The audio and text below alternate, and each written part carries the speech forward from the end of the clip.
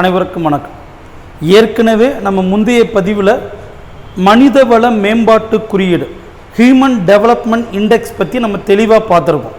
அதனுடைய தொடர்ச்சியாக HDI அல்லாமல் மனிதவள மேம்பாட்டிற்காக பயன்படுத்தக்கூடிய மற்ற குறியீடுகள் என்னென்ன, அதில் இந்தியாவுடைய தற்போதைய நிலை என்ன, அதை நம்ம இந்த பதிவில் பார்க்க போகிறோம். சரிங்களா? ஸோ அங்கே ஃபஸ்ட்டு நம்ம பார்க்கக்கூடியது மில்லினியம் டெவலப்மெண்ட் கோல், MDG அப்படின்னு சொல்லக்கூடிய நூற்றாண்டு மேம்பாட்டு இலக்குகள், மில்லினியம் டெவலப்மெண்ட் கோல்.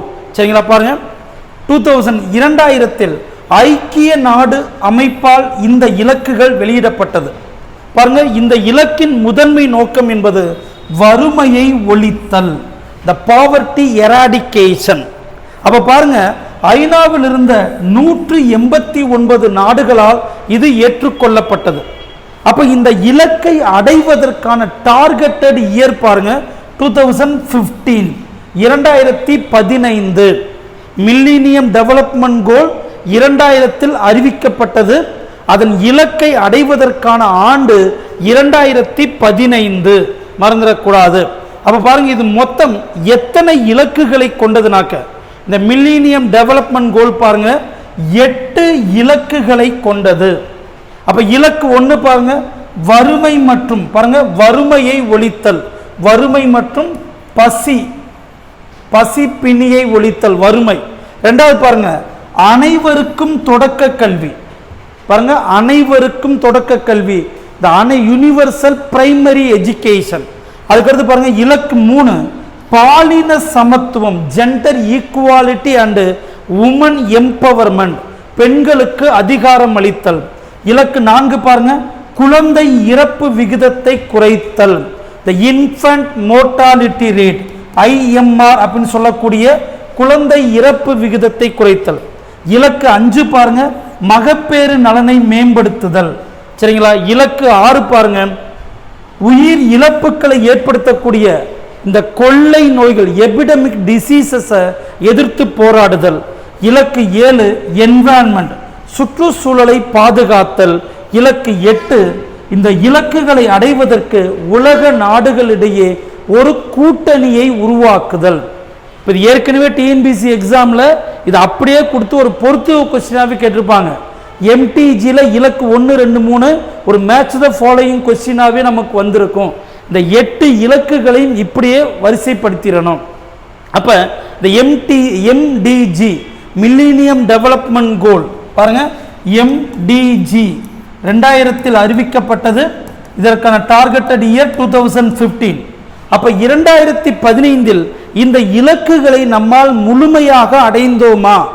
கண்டிப்பாக இல்லை.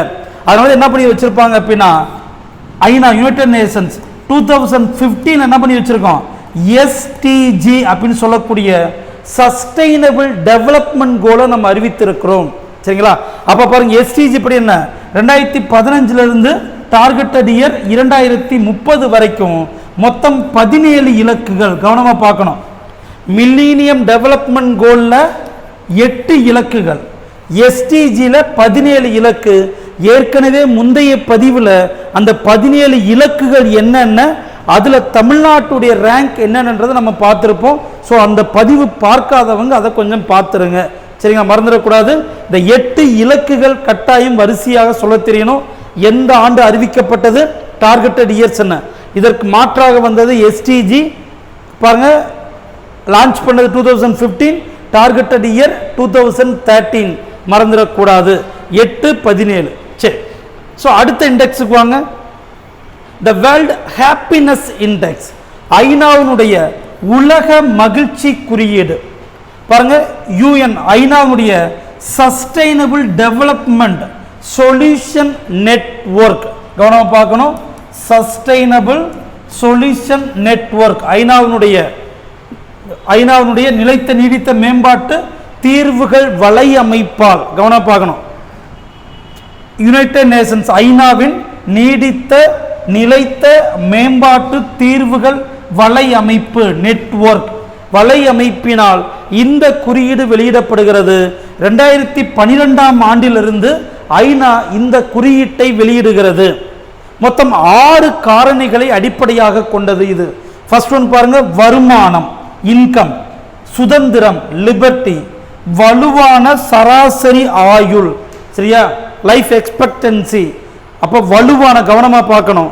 அதுக்கடுத்து சமூக உதவி, பெருந்தன்மை, ஊழல் இன்மை என்கிற இந்த 6 காரணிகளை அடிப்படையாக கொண்டு உலக நாடுகள் உலக மகிழ்ச்சி குறியீட்டில் வரிசைப்படுத்தப்படுகிறது.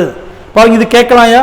2024 இந்தியா எத்தனாவது இடத்தில் இருக்கிறது அப்படின்னு கேட்டா 126வது இடத்தில் இந்தியா இருக்கிறது. மறந்துடக்கூடாது.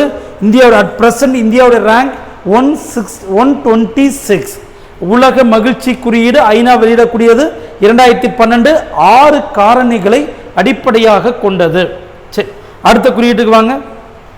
மொத்த நாட்டு மகிழ்ச்சி குறியீடு, த கிராஸ் நேஷனல் ஹாப்பினஸ் இன்டெக்ஸ், த கிராஸ் நேஷனல் ஹாப்பினஸ் இன்டெக்ஸ். இதையும் கவனமா பாருங்க.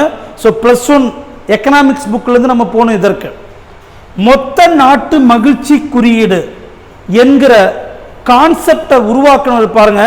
1972 பூட்டான் நாட்டின் 4வது அரசரான ஜிக்மே வாங்சு சிங்யே, ஜிக்மே வாங்சு சிங்யே என்பவரால் உருவாக்கப்பட்டது. மொத்த நாட்டு மகிழ்ச்சி குறியீடு என்பது பூட்டான் நாட்டின் 4வது அரசரான ஜிக்மே வாங்சுக் ஜிங்யே என்பவரால் 1972 உருவாக்கப்பட்டது. அப்ப இந்த குறியீட்டை 2008 என்ன பண்ணிருக்காங்க, பூட்டான் தனது அரசியலமைப்பு சட்டத்திலேயும் சேர்த்துக்கொண்டார்கள். சரிங்க, அப்ப பாருங்க, மொத்த நாட்டு மகிழ்ச்சி குறியீட்டின் அடிப்படையில் தான் தற்போது பூட்டான் நாடு வழிநடத்தப்படுகிறது. பூட்டான் நாட்டினுடைய அரசியலமைப்பின் முதன்மை நோக்கமாக இந்த குறியீடு இருக்கிறது. அப்ப இதனுடைய 4 தூண்கள் பாருங்களேன். இது ஏற்கனவே டிஎன்பிசி கொஸ்டின்யா. த கிராஸ் நேஷனல் ஹாப்பினஸ் இண்டெக்ஸ் இதனுடைய 4 தூண்கள், 4 பில்லர்ஸ் பாருங்க.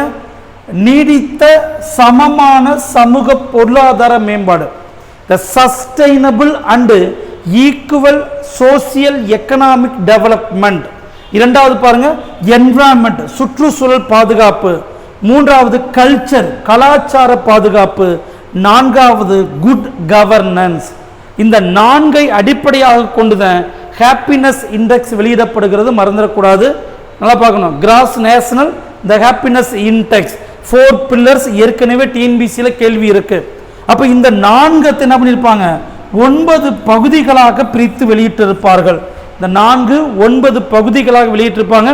பெரும்பாலும் இந்த 9 முக்கிய பகுதிகள் டிஎன்பிசியில கேள்வி வர்றது இல்லை. நமக்கு வர்றது அந்த குறியீட்டை உருவாக்கியவர் யார், தற்போது எந்த நாடு அதை பின்பற்றுகிறது. 4 பில்லர்ஸ் மறந்துட வேண்டாம். 4 நிலைத்த சமமான சமூக பொருளாதார மேம்பாடு, சுற்றுச்சூழல், கலாச்சாரம், நல்ல ஆளுமை. இந்த 4ஐயும் மறந்துட வேண்டாம். சரி, இப்போ அடுத்து வாங்க. The physical quality of life index, வாழ்க்கை தர குறியீடு. இதுவும் ஏற்கனவே டிஎன்பிசியில் கேள்வி இருக்கியா? ஒரே ஒரு கேள்விதான். இந்த குறியீட்டை உருவாக்கியவர் யார்? இதை தாண்டி டிஎன்பிசியில் இதுவரைக்கும் கேள்வி கேட்கல. Morris D Morris. பாருங்க, PQLI, physical quality of life index, வாழ்க்கை தர குறியீட்டு எண். இதை வெளியிட்டவர், இந்த குறியீட்டை உருவாக்கியது மோரிஸ் டி மோரிஸ். ரொம்ப சிம்பிளா பாருங்க, மக்களின் வாழ்க்கை தரத்தை அளவிடுவதற்கான இந்த ஸ்டாண்டர்ட் ஆஃப் லைஃப் அல்லது குவாலிட்டி ஆஃப் லைஃப், மக்களின் வாழ்க்கை தரத்தை அளவிடுவதற்கான மிக முக்கிய இலக்கு அல்லது அலகு. இதுல என்னென்ன பண்ண பாருங்க, சராசரி ஆயுள், குழந்தைகளுடைய இறப்பு விகிதம், கல்வி அறிவு விகிதம், த ஆவரேஜ் ஏஜ், குழந்தைகளுடைய அதாவது IMR இருக்கு இல்லையா, இன்ஃபன்ட் மோர்டாலிட்டி, குழந்தைகள் இறப்பு, அதற்கடுத்து எஜுகேஷன் கல்வி அறிவு. இந்த 3ஐ அடிப்படையாக கொண்டு PQLI வெளியிடப்படுகிறது. இதில் பாருங்க, மொத்தம் 100 100 வரை மதிப்பெண் எடுக்கப்படும். 1 இருந்துச்சுனாக்க அது மோசமான பட்டியலிலும், 100 இருந்தால் மிகச்சிறந்த செயல்பாட்டையும் கொண்டிருக்கிறது. அப்போ ஹெச்டிஐக்கும் பிக்யூஎல்ஐக்கும் என்ன வித்தியாசம், இந்த ரெண்டுக்குமான வேறுபாடு, இது ஒரு தடவை கேள்வியா? ஸோ நல்லா பாருங்க, இது கான்செப்ட் பேஸ்டு கொஸ்டின் தான். ஹெச்டிஐ ஹியூமன் டெவலப்மெண்ட் இண்டெக்ஸுக்கும் பிக்யூஎல்ஐக்கும் வேறுபாடு என்ன? கவனமா பாருங்க. இந்த ஹெச்டிஐயில் வருமானம் கணக்கில் எடுத்துக்கொள்ளப்படும், இன்கம் கணக்கில் எடுத்துக்கொள்ளப்படும். பிக்யூல இன்கம் கணக்கில் எடுத்துக்கொள்ளப்படாது. அப்ப இந்த ரெண்டுக்குமான வேறுபாடுன்னு கேட்டா இன்கம், மற்றதெல்லாம் வந்துடும். சரிங்களா? இப்ப ஹெச்டிஐ பாருங்க, நிதி சார்ந்த, கவனம் பார்க்கணும், ரொம்ப சிம்பிளா, வாழ்க்கை தரம் மற்றும் நிதி சார்ந்த மேம்பாடு. பிக்யூஎல்ஐ என்பது மக்களுடைய உடல் சார்ந்த மேம்பாடு. ஹெச்டிஐயில் finance matter major role play பண்ணும். இங்கே பிக்யூஎல்ஐ பொறுத்த வரைக்கும் ஹெல்த் மேஜர் ரோல் பிளே பண்ணும், மறந்துடக்கூடாது. ஏற்கனவே கேள்வி கேட்டிருக்காங்க, what is the main difference between HDI பிக்யூஎல்ஐன்னு கேட்டால் ரெண்டுக்குமான ஒரே வேறுபாடு இன்கம். சரிங்களா? அப்போ இந்த குறியீட்டை வெளியிட்டவர் மோரிஸ் டி மோரிஸ், மறந்துடக்கூடாது. சரி, அடுத்து வாங்க, ஊழல் கருத்து குறியீடு. ஸோ கவனமாக பார்க்கணும், ஊழல் கரப்ஷன், கரப்ஷன் இன்டெக்ஸ், இதுலேயும் ஒரு கேள்வி இருக்கியா? இந்த ஊழல் குறியீட்டை வெளியிடக்கூடியது டிரான்ஸ்பரன்சி இன்டர்நேஷனல். டிரான்ஸ்பரன்சி இன்டர்நேஷனல் என்கிற அமைப்பால் இந்த ஊழல் குறியீடு வெளியிடப்படுகிறது. பொதுத்துறையில் அரசு, கவனமாக பார்க்கணும், இந்த இடத்துல தனியார் துறை வராது. கவனமாக பார்க்கணும், தனியார் துறை பிரைவேட் வராது. அப்ப முழுக்க முழுக்க பொதுத்துறையில் இருக்கக்கூடிய ஊழல் அடிப்படையில் 180 நாடுகளை வரிசைப்படுத்துகிறது. பாருங்க, இதுல 0 to 100 வரை மதிப்பெண்கள். 0 என்பது பாருங்க, 0 என்றால் உச்சக்கட்ட ஊழல், 100 இருந்துச்சுன்னா ஊழலற்ற தன்மை, 100 வந்து பார்த்தீங்கன்னா ஊழலற்ற தன்மைன்னு கொடுத்துருப்பாங்க. ஸோ இதில் தற்போது இந்தியாவுடைய ரேங்க் பாருங்க 93. ஸோ ஏற்கனவே பாருங்களேன், 2022 85வது இடத்தில் இருந்த நாம் தற்போது என்ன பண்ணியிருக்கோம், பின்னோக்கி பாருங்க, ஊழலற்ற தன்மை இருக்கு இல்லையா, முன்னேறி 93வது இடத்துல இருக்கிறோம். ஏறக்குறைய ஊழல் இல்லாத நாடுகள் பட்டியலுக்கு இந்தியா போய்கொண்டு இருக்கிறது படிப்படியாக. இப்போ இந்த குறியீடு என்ன காமிக்குது, படிப்படியாக இந்தியாவில் ஊழல் குறைந்திருப்பதை காண்பிக்கிறதுக்கு. அது மேல பாருங்க, 0 என்பது அதிகமான ஊழல், 100 நோக்கி போச்சு அப்படின்னா ஊழல் இல்லாதது. அப்ப இந்தியா பாருங்க 85ல இருந்து 93க்கு போறதுனால படிப்படியாக இந்தியாவில் ஊழல் குறைந்திருக்கிறது என்பதை காட்டும். மறந்துடக்கூடாதியா? பிக்யூஎல்ஐ யார் உருவாக்குனாங்கன்னு கேட்டா மோரிஸ் டி மோரிஸ். அதே மாதிரி கரப்ஷன் இண்டெக்ஸ் டிரான்ஸ்பரன்சி இன்டர்நேஷனல், இந்தியாவுடைய தற்போதைய ரேங்க் மறந்துடக்கூடாது. சரிங்களா? அப்ப இந்த இண்டெக்ஸ் எல்லாருமே பாருங்க, யூனிட் 9ல ஹியூமன் டெவலப்மெண்ட் இண்டெக்ஸ், அது சார்ந்து ஏற்கனவேவும் டிஎன்பிசி எக்ஸாம்ல கேட்கப்பட்டிருக்கக்கூடிய கேள்விகள். இதுல ரொம்ப போட்டு அழட்ட வேண்டாம், யார் உருவாக்குனா, தற்போது இந்தியாவுடைய ரேங்க் என்ன, அதை மட்டும் தெளிவாக பார்த்துருங்க, போதுமானது. சரிங்களா? ஸோ அடுத்த பதிவில் யூனிட் 9 அடுத்த சிலபஸான ரிசர்வேஷன், இடஒதுக்கீடு மற்றும் அது தொடர்பான தகவல்களை நம்ம பார்க்கலாம். நன்றி.